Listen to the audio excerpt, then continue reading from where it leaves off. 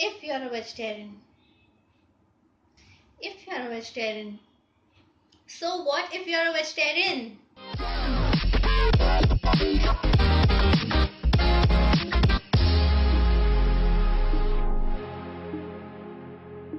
So what if you're a vegetarian?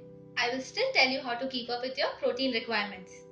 Firstly, I would like to tell you about vegetarianism, or what is being a vegetarian exactly. Vegetarian is a person who does not eat meat or fish and sometimes other animal products, especially for moral, religious, or health reasons. There are three types of vegetarians. The first is lacto-ovo, consumes dairy and eggs. Second is lacto, consumes only dairy and no eggs. Third is ovo, consumes only eggs. Today, I will tell you about lacto-vegetarian. I am a lacto-vegetarian myself. I consume dairy, but not eggs. These days, people consider eggs as vegetarian, but I personally don't. We all know that protein is important, but what does it do exactly? Today, I will tell you about the functions of protein. The biggest question for all lacto-vegetarians is that how and from where do we get our protein? But first, I would like to tell you that for all vegetarians or lacto-vegetarians, 1 gram per kg body weight is considered.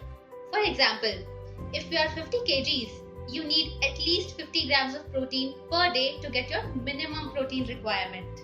To include protein in your diet, you don't have to eat eggs or be a hardcore non-vegetarian who eats chicken, meat, etc.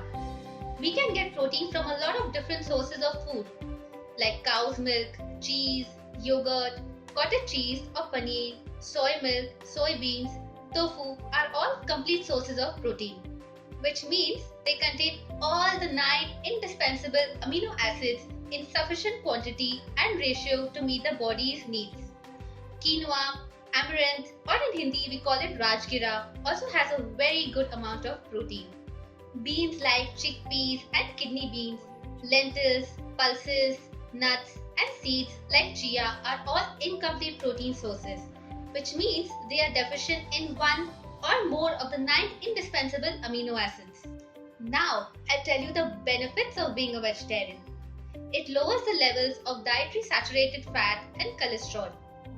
Higher intake of fruits, vegetables, whole grains, nuts, soy products, and phytochemicals. Lower body mass index and prevalence of obesity.